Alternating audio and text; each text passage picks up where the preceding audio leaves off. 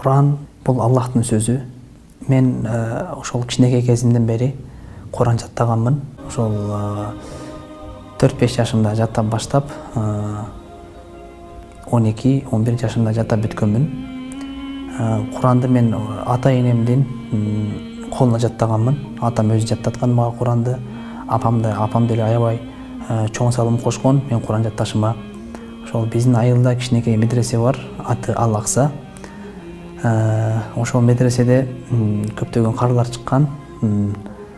Анан ошол медреседе мен атам 25-30 жылдан бери сабак берип келет.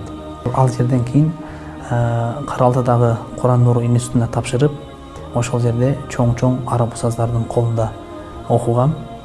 Алардын алдында окуп мен көп нерселерди үйрөндүм.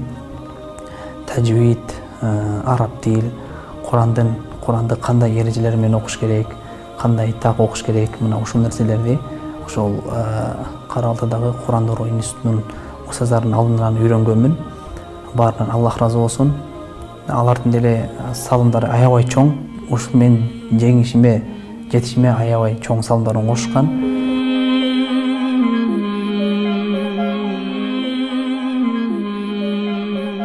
Бул Меккедеги жарышка былтырдан бери даярданып баштадым.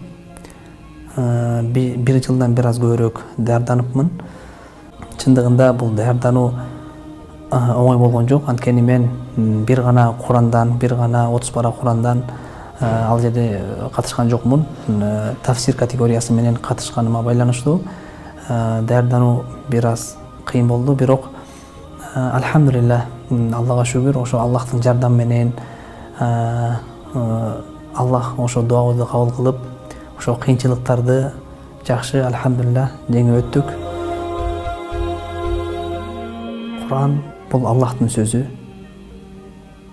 Аллах Таала өзі түшірген китеп.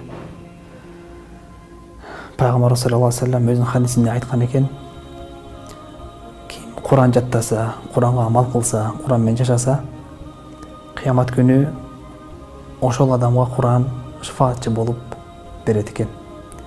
Ошондой эле ата-энесине нурдан болгон тажизин кийгизип, бейишке кирүүсүнө себеп болот экен.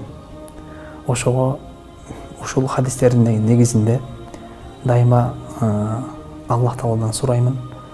О Аллахым, мага ушул Куран менен жашашты жеңил кылгын, Куранга амал кылышты жеңил кылгын деп дайыма сураймын. Ошол Куран бул мен үчүн жашоом. Мен дайыма ушул Куранды жашоомо киргизүүгө аракет кыламын. Аллах Тааладан дагы сураймын, мага тауфик бер деп ушул Куран менен жашаганга. Негизи баарыбызга Аллах Таала ошо Куран менен жашашты насип кылсын. Менде бир эле максатым бар. Ушул Аллахтын диниге кызмат кылуу. Ошо элге, жерге, дин чөйрөсүндө жакшы кызмат кылып, ушул жолдо ислам дининде кызмат кылып жүрүп, ушул жолдо бул дүйнөдөн өтүп кетиш. Биздин максатыбыз ошол.